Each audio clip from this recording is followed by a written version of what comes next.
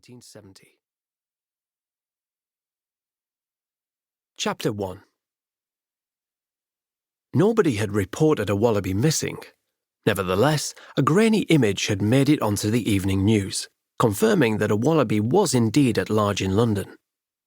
We were patrolling Vauxhall when a report of a nearby sighting came in.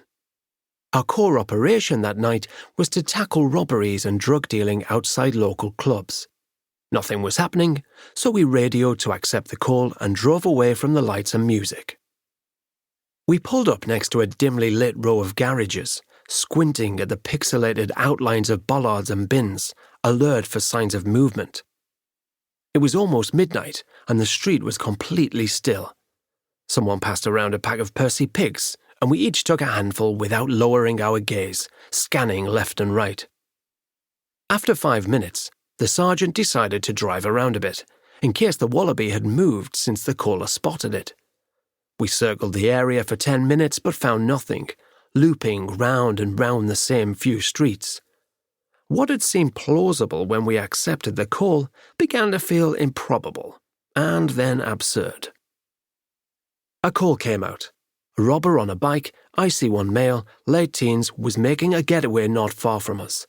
The sergeant switched on the blue lights and siren and raced towards Stockwell, pumping the bullhorn at each junction. She turned sharply into the estate the robber had cycled into. "Hold tight," she shouted, and we gripped the headrests in front of us, bracing as the van hit a speed bump, then another and another. We followed the chase on the radio. We had been hoping to reach the robber first, but we could hear a response car ahead of us closing in on him. A minute later, they caught him in a car park, and by the time we pulled up, the young man was in handcuffs, blood pouring from his nose. "Honestly, Nathan, that was the worst getaway I've ever seen," an officer was saying, searching through his first aid kit for a dressing. "We're on an estate. I'm in a car, you're on a bike. There are tiny alleyways everywhere. What were you thinking turning in here?" Nathan didn't reply. He'd made a sudden turn into the car park and attempted to duck below the security barrier, a daredevil limbo that resulted in him headbutting the pole and being knocked backwards off his bike. Nathan's phone rang and the officer answered it for him. "Hi, yes, Nathan's phone. I'm afraid Nathan's not really free to speak at the moment. He's standing next to me, in handcuffs. Yeah, he'll call you back." The situation was under control, so we left the officers to it. As we were driving out of the estate, the sergeant spotted a group of IC3 males from the ABM gang in the stairwell of a high-rise and suggested we do some searches.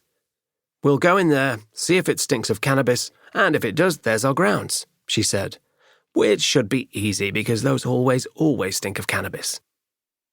Half of us went through the front door, the sergeant shouting "Boo!" as she entered. 6 teenage boys ran out of the back door, where our colleagues were waiting for them. We told the boys we suspected them of possession of cannabis and we were going to search them. They spread their legs and raised their arms, as though they had been tagged in a game of stuck in the mud. We emptied their pockets, skimmed their waistbands, slid the backs of our hands up the inside of their legs, attempting conversation all the while. "How's your summer been? Have you been away at all? Why have you got 5 phones?"